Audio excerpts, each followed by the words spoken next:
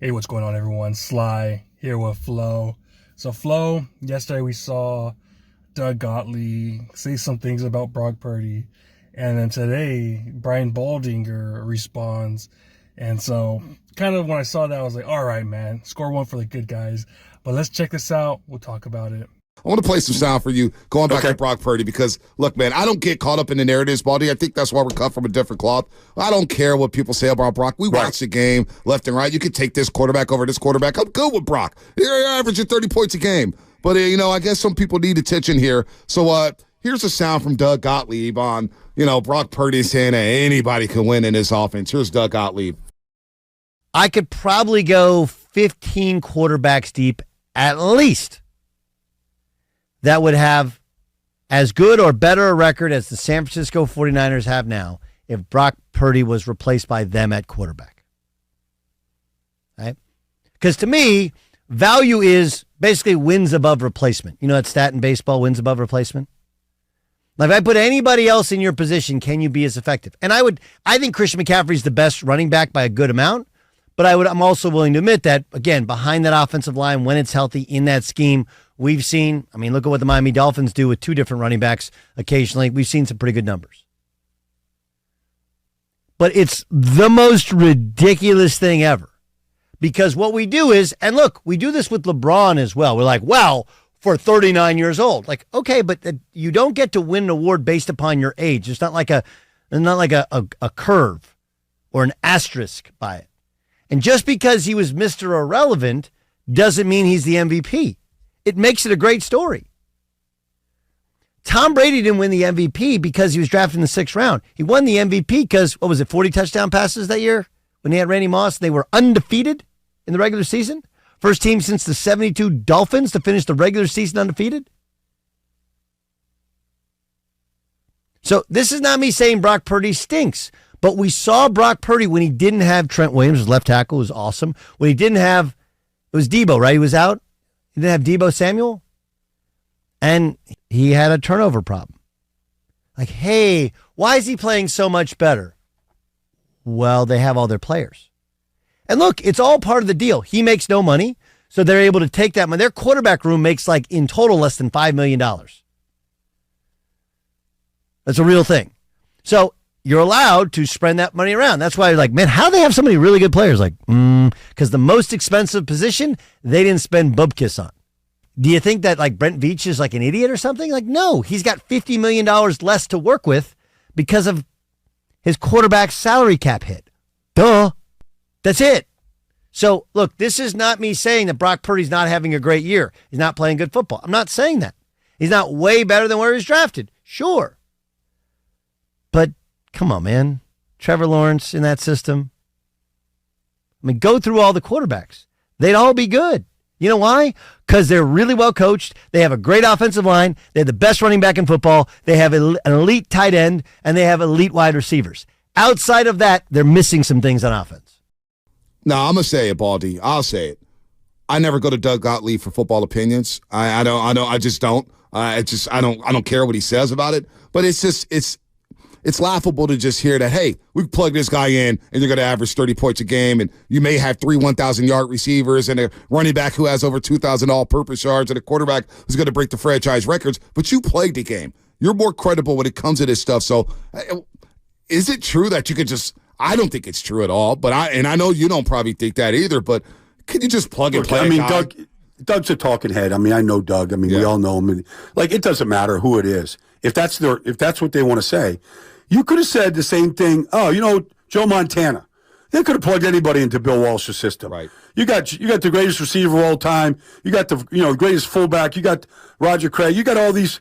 You got Brent Jones. You could have said the same thing about that, but there was only one Joe Montana. So I don't believe that. I don't believe you could just put Trevor Lawrence in his offense.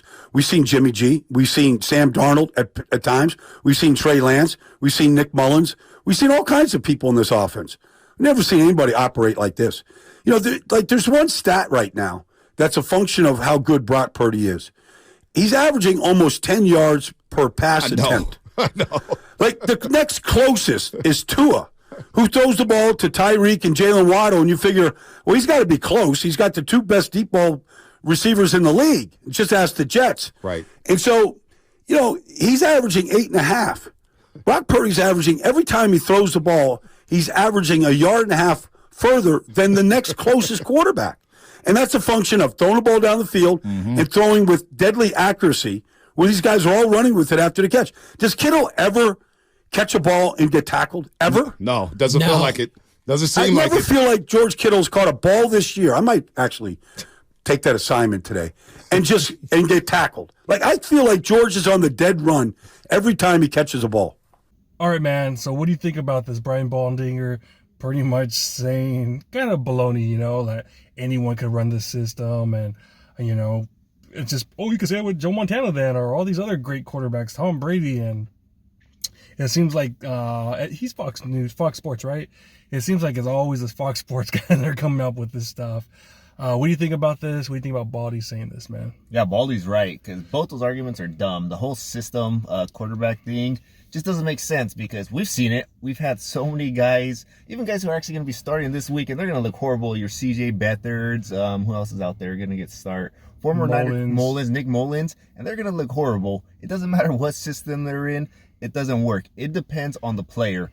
Same thing with when you lose a player, like when Tom Brady left New England, what happened? Bill Belichick, they were always like, oh, look at Belichick's system. It works. You put whoever in there, it's going to work. Because they had that 1 year with Matt Castle. But look, since Brady's gone, they've looked horrible. Bill Belichick's probably on his way out, because that system quarterback doesn't really exist. It just depends on the quarterback. It's in any sport. If you have talented guys, you're going to succeed.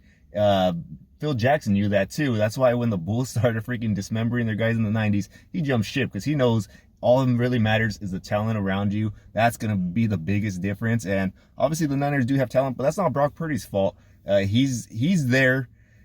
He's making these guys better, though. That is where you actually get a good quarterback, a good just player in general, is when they can elevate these guys who are already special to that next level. And that's what Brock Purdy does. He makes these guys way better around them. And that's why guys like Christian McCaffrey are like, he just came out and told Tom Brady, he's like, hey, dude, Brock Purdy's the MVP, just because all the things he does, that leadership role.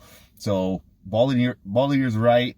He's like, hey, man, like, this is such a stupid argument. And I like that he went out there and was like, hey, made it public, like, hey, this is a dumb argument, man. You got to stop with that.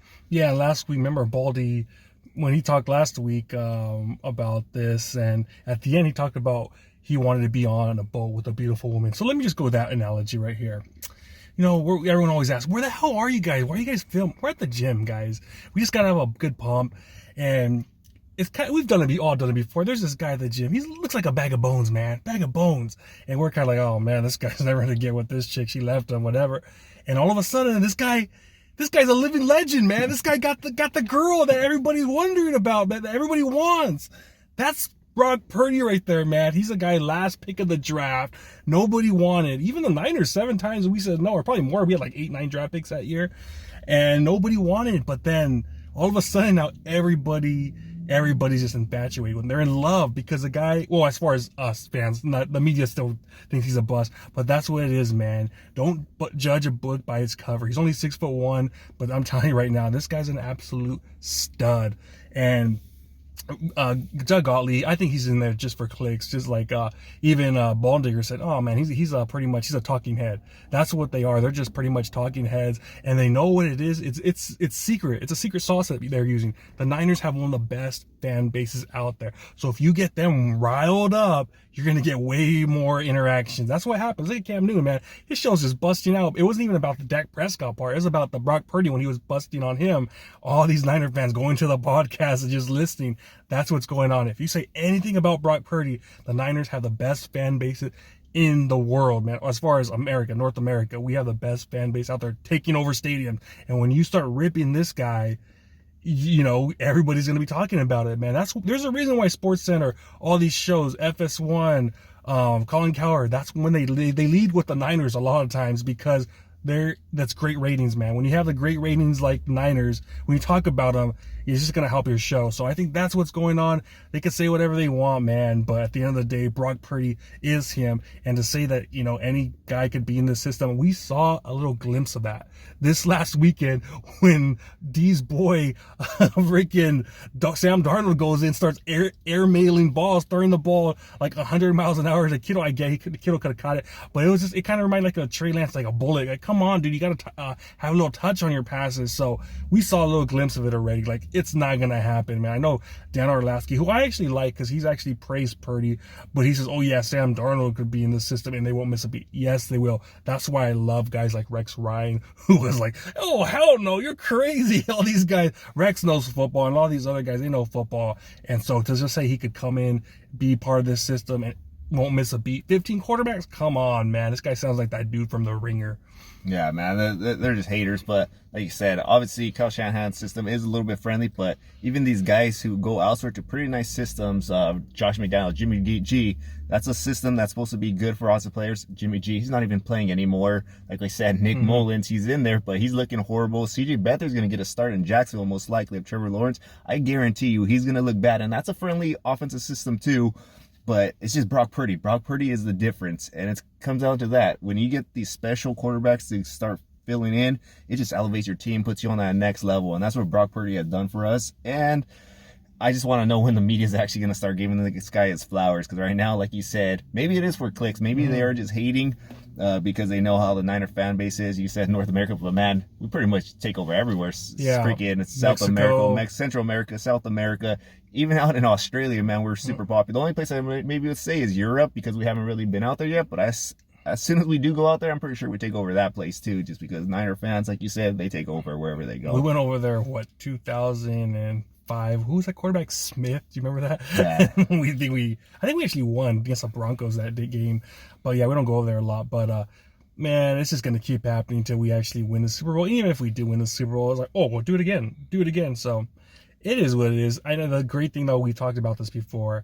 Brock Purdy, man, he doesn't listen to any of that stuff. When someone asks him a question, about the Eagles fans say this, he's all, I've never heard that. I don't really listen to what people are saying. I don't know. And he was like all confused, like, wait, what? So it's good to know that he's someone that isn't into all that stuff. I remember we've done this, talks about Kaepernick. He was all in love. He was all in love with people on Twitter talking about him. He's like, what? Like responding back, like, dude, what are you doing? This guy's like 5 followers on Twitter. You're like having a Twitter war with him. So obviously with Brock Purdy, he's the guy. If you want someone to handle this is the guy, because he's definitely not even listening to all this stuff. He's focusing on playbook and pretty much his family. I think he's getting married this summer too. So he's probably maybe a little bit planning. I know he's dealing with the season, but maybe a little bit going on of planning with the girlfriend. So the guy's a legend, man. I've loved this guy for a while, and I'm just so glad. I'm so grateful he's our quarterback. And to tell you the truth, I don't know if I really maybe Patrick Mahomes is probably the only guy that I would actually rather have,